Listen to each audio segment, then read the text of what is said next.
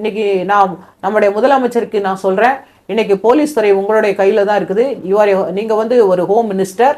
நீங்க காவல்துறையோட வெல்ஃபேரையும் பார்க்கணும். நீங்க எவ்வளவு ஸ்ட்ரென்த் இருக்காங்கன்னு பார்க்கணும். நீங்க ஸ்ட்ரென்த்தை இன்க்ரீஸ் பண்ணணும். இப்ப மக்கள் தொகைக்கு ஏற்ப நீங்க அதிகப்படுத்தணும், போலீஸ் ஸ்ட்ரென்த் அதிகப்படுத்தணும்.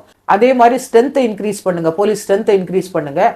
அதே மாதிரி வந்துட்டு இப்ப லாண்ட் ஆர்டர்ல இன்னைக்கு லாண்ட் ஆர்டருக்கும் இன்வெஸ்டிகேஷனும் தனித்தனியா வேணும். எப்படி வந்து டிராபிக் இன்வெஸ்டிகேஷன் இங்க தனியா இருக்கோ, நீங்க எப்படி வந்துட்டு ஆல் உமன் போலீஸ் ஸ்டேஷன் இப்ப சிறப்பு காவல் படை வைக்கிறீங்களோ, பெண்கள் சிறப்பு காவல் படை, அந்த மாதிரி தனித்தனியா இருக்கணும். புலன் விசாரணை பண்ணி எவ்வளவு மர்டர் கேசஸ்லாம் உட்காந்து மர்டர் கேஸ் இன்வெஸ்டிகேஷன் அங்க சிஎம் ப்ரோக்ராமுக்கு ஓடுவாங்க அப்படியே விட்டுட்டு. இன்னைக்கு பல கேஸ்கள் ஃபெயிலியர் ஆகிறதுக்கு காரணம், அக்யூட்டல் ஆகிறதுக்கு காரணம் என்னன்னா, நீங்க இன்வெஸ்டிகேஷனும் நீங்க லாண்ட் ஆர்டரும் ஒன்னா வச்சிருக்கீங்க. லாண்ட் ஆர்டர் தனியா வைங்க, இன்வெஸ்டிகேஷன் விங்க தனியா வைங்க.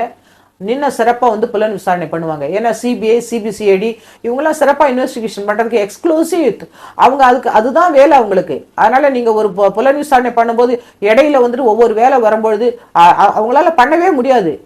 ஒரு ரைட்டிங்கிறது ரிட்டர்ன் ஒர்க் வேற, புலன் விசாரணை வேற, லாண்ட் ஆர்டர் வேற. அதுக்கும் நீங்க இது பிரெயின் ஒர்க்கு, அது பிசிக்கல் ஒர்க்கு. அதனால இதை நீங்க டிஃபரன்ஷியேட் பண்ணிட்டு கட்டாயமா நீங்க லாண்ட் ஆர்டர்ல இன்வெஸ்டிகேஷன் நீங்க தனியா பிரிக்கணும். ஏன்னா இப்ப கிரைம் தனியா இருக்கிற மாதிரி இன்வெஸ்டிகேஷன் புலன் விசாரணை பிரிவு தனியா இருக்கணும். லாண்ட் ஆர்டர் பந்தோபஸ்து அதுக்கு வந்து தனியா வந்து அதிகாரிகளை நீங்க அதுக்கு வந்து விங்க வந்துட்டு நீங்க போடுங்க. இதுதான் என்னோட அனுபவத்துல நான் தெரிஞ்சுக்கிட்டது போலீஸ் டிபார்ட்மெண்ட்ல. அதனால ஸ்ட்ரென்த் இன்க்ரீஸ் பண்ணுங்க, இன்வெஸ்டிகேஷன் விங்க தனியா வைங்க, லாண்ட் ஆர்டர் தனியா வைங்க. அதுதான் வந்து உங்களுடைய இப்ப நீங்க ஈவன் ஹோம் மினிஸ்டர் நீங்க அவங்களோட வெல்ஃபேர் 2023 உள்ள ஆல் கவர்மெண்ட் சர்வெண்ட்ஸ்க்கு நீங்க ஓல்டு பென்ஷன் கொடுங்க.